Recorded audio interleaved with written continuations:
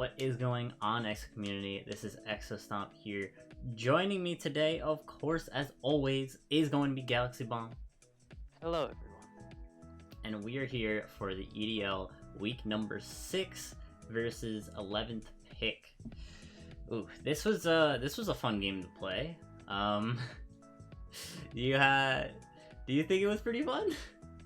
Yeah, I think looking back on it, we definitely saw like what our good plays were and what our bad plays were. Maybe in the moment we rushed a little bit in certain areas, but I think it was a fun game. I think we both enjoyed it. Yeah, I would say so as well. But without further ado, let's get into our team. So we have this Mega Sableye, really fun set. We have Shadow Sneak for priority, Gyro Ball because we wanted to be able to hit the Togekiss really hard, Recover for recovery, and then Knock Off for, of course, getting rid of items. This set was really cool. I think it did a little bit of work, and I'm glad what it did was what it was supposed to do, which is kill the Togekiss. Yeah, I don't think they expected Gyro Ball in that thing, for sure. Yeah, I mean, hell, I wouldn't. Yeah. But we got next the Ninetales. We went Choice Specs this time, Snow Warning, and we went Freeze Dry, HP Fighting for like the Bisharp, Blizzard for, well, we have Snow Warning, so might as well, and then Draining Kiss for some recovery. I don't think this put in as much work as we wanted it to, but Yeah, there wasn't a lot of situations where it can come in freely, unfortunately. They do have a decent amount of answers to it, just in terms of Bishop, for instance, and I think a decent amount of their mons have steel coverage, so it would be very risky to just send it in willy-nilly, because it is pretty frail to a 4x weakness. yeah, I definitely... I was struggling sending this thing out, but I mean, I think it did a little bit, but we'll see in the game.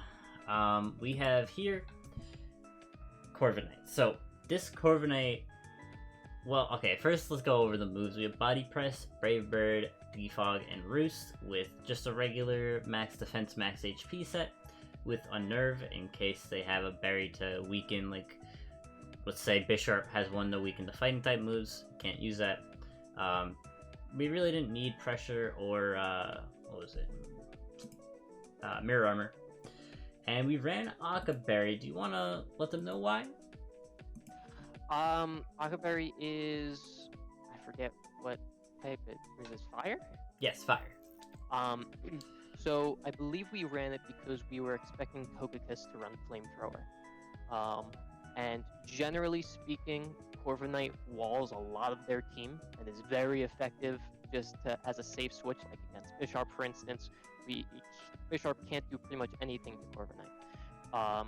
So the only real threat is, like, say, Togekiss with a Flamethrower when we're trying to kill it with, or just wall it out, because otherwise, Corviknight can just kind of stay in on a lot of their mons. So Akaberry helps with that and makes it so that if they use Flamethrower on Corviknight, we can also hit them with something like a Brave Bird.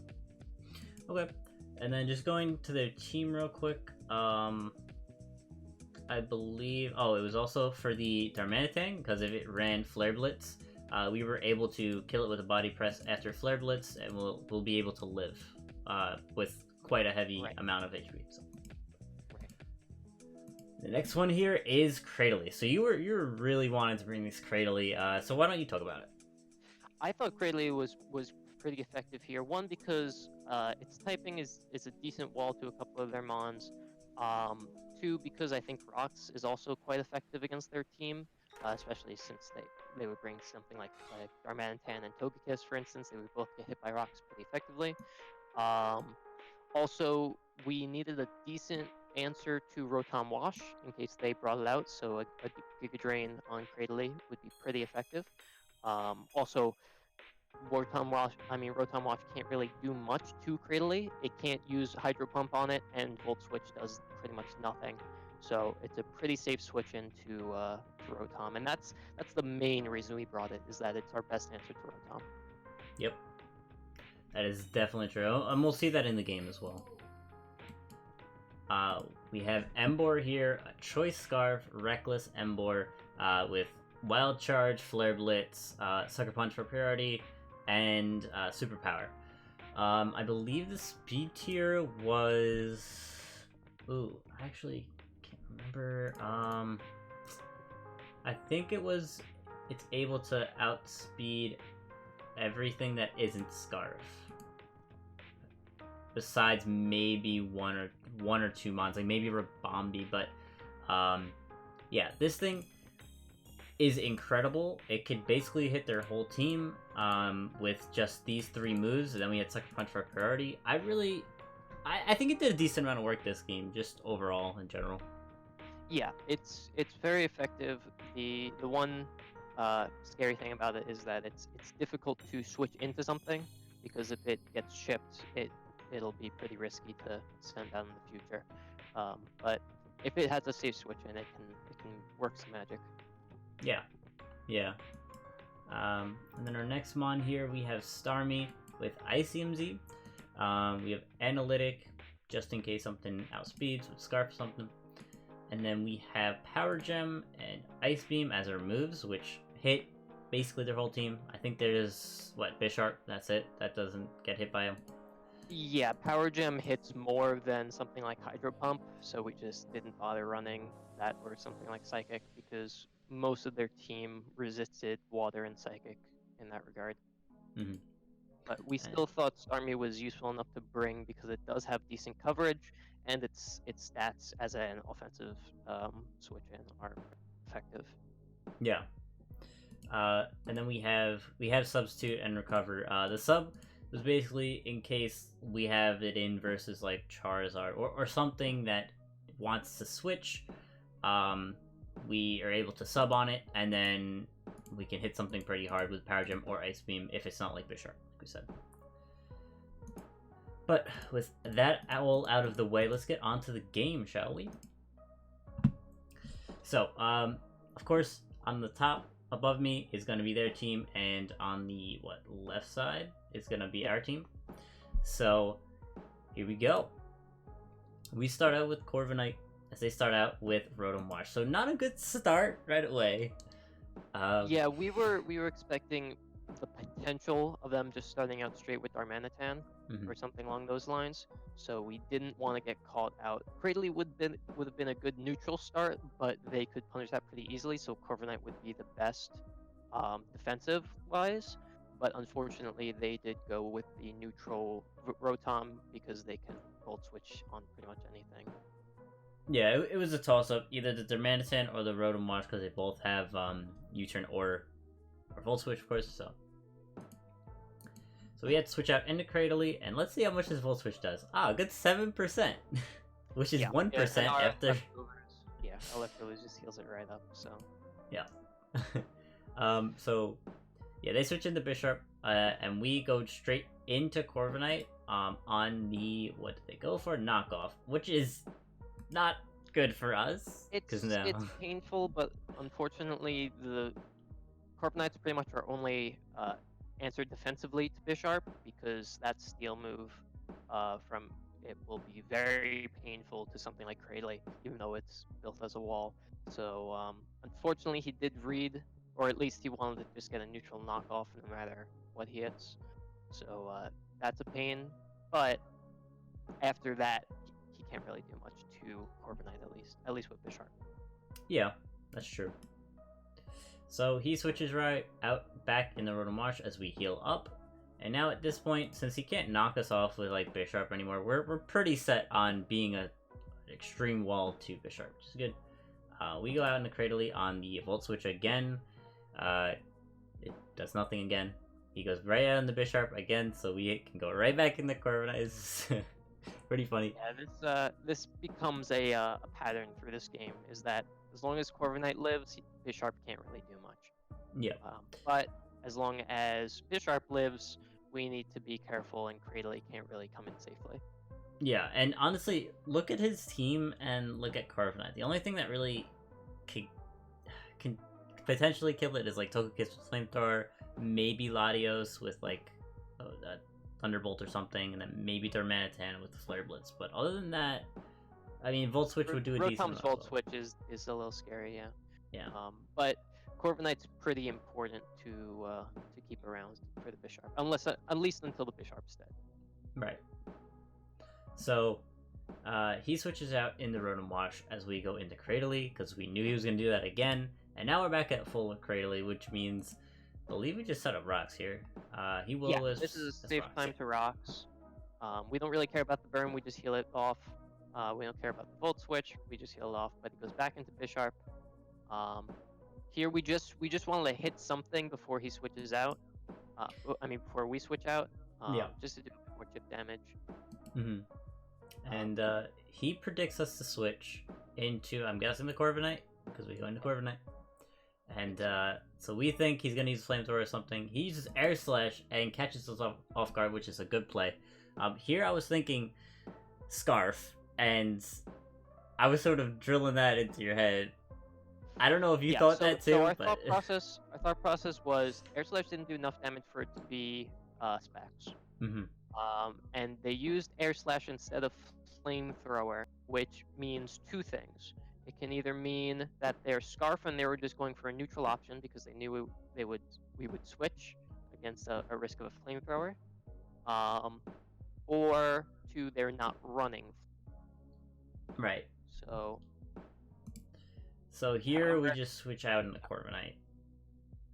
And which they switch out back into Rabombi. So here they're probably going to set up webs, which they do. Which here, I'm guessing he thought we were just a fully defensive set with Roost, Defog, stuff like that, because he sets up Sticky Web on a Corviknight, which has, it's a flying and steel type. Yeah. That's crazy. So we just hit it with a Brave Bird, knocking out that Rabombi, which is a good start. Honestly, if you could pause here. Yeah. I wonder if it would have been more effective to not kill the Rabombi so that we still had the momentum. Like, instead of just going for the Brave Bird and killing Rabombi right off, if we were to defog and predict the Sticky Webs here, that would have been more effective. Well, because then he wouldn't get a safe switch into Togekiss on our Corviknight, and at this point, we are risking losing Corviknight to get defogged. The thing is, though, we didn't need to stay in here. We could have went into maybe Cradily because it's a special defensive wall. So we'll see. So yeah, what happens here is we stay in on the Air Slash. We get flinched. So I was like, well, we could live another one, right? And well, at this point, we're still thinking he's choice. Yeah. But they baited it. Yeah. And they used Flamethrower, which hurt a lot because now we don't have, because Corviknight was our only defog. We didn't have Rapid Spin on Starmie, so now we have to spend the rest of the game being outsped by everything, which is kind of huge. It's that is pretty much the turning point of the game. Yeah, that's where even, I mean, it was what, round 13? It was already like, ooh. Because we can't get rid of the webs, which means basically his whole team outspeeds our team, which is not good. But we'll see here. We go for the Gyro Ball, we get the kill, which is what we wanted. And then Bisharp comes out, and we just sort of Shadow Sneak because we don't have anything else to do. Sack our Sableye, then go out into Emboar, and he switches out in the Rotom Wash as we Superpower, which does a clean 45%. I think we switch here because we don't want to stay in, of course, with Hydro Pump and stuff, so we go out in the Cradily, which is our safe play. He gets crit, doesn't matter too much, but he still gets one. At this point, we don't have a very good option to switch in to Bisharp, so Cradely's job is kind of done. We're thinking we might as well sack it because we don't want anything else to get hit. We don't want Emboar to take chip damage. We don't want Ninetales to die, obviously. And our Starmie's already decently hit, so Cradely's pretty much the only option. Which sort of means Rodent Wash can walk over us now. Yeah. But yeah, we sort of fell apart after that Corviknight death. Yeah, because now he can pretty much start chipping, like our Emboar, for instance, even though we have Scarf. Doesn't matter because he outspeeds us because of the webs, which means we lose our Scarf, which is pretty huge. Well, I mean, it's not really. Everything outspeeds us even with the Scarf. Um, Psyshock hurts. At this point, we're looking to just get one more kill. Yeah. Try and get it so that we get 4 kills instead of 3. Um, so we're pretty much seeing if we can whittle down the Latios and maybe get that kill with a sucker punch at the end. This They don't- play I didn't understand. They did Shy Shock here, which was a little confusing because it made us think that they didn't have an answer to Starmie on the Latios. Yeah, like if we went for an attacking move, like let's say we went for ICMZ here, they would have lost their Latios. It would have been 2-2, and then we could have brought it back with like maybe Empor or Star. I mean, I don't know. We could have been able they to. thought we might have switched into Embor here. I'm not really sure. I mean, we'll see here. Will we recover? And then So we'll yeah, see at this here. point we think, oh, They have you Draco guys Meteor.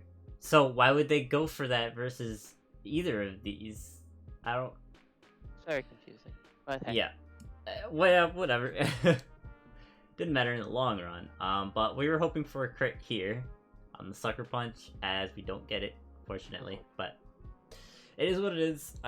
It was we took a 0-3 loss. Yeah. How do you feel about this? I mean, it's pretty clear where the misplay was. Should have kept the Corviknight around longer. Take the speed hit in the beginning and then switch back into Corviknight for a safe defog in some form. Yeah. Fortunately, the bait with the flinch on the air slash was pretty painful. Yeah, it's 60%, but that's still painful. And then they kind of cinched it with the baited scarf. So.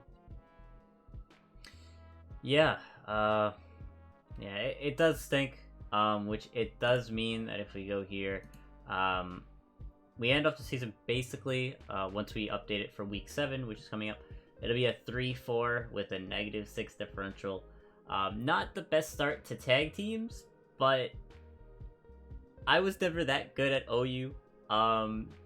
Galaxy, I know you're still pretty new at competitive. So I think next season, if it's tag team, I think we're gonna do a lot better. Yeah, when it came to this season, I wasn't fully on the mark with the power levels of different mons. Like I overrated some and I underrated others just because I wasn't really sure where the strength lies in the different tiers.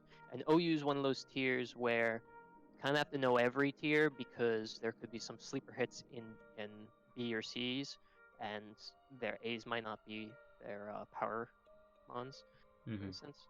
So it's kind of a mix-up in that regard. Man, you never let me, you never let me put a Garbodor on our team. He really wasn't good anywhere. Hey man, we needed spikes. It's alright. Hopefully we could draft him next. Maybe. But with that out of the way, guys, I hope you guys enjoyed. There, of course, won't be a match for next week because it's our bye. But look out for power rankings coming up probably right after this. With that out of the way, I'll see you guys next time. Peace.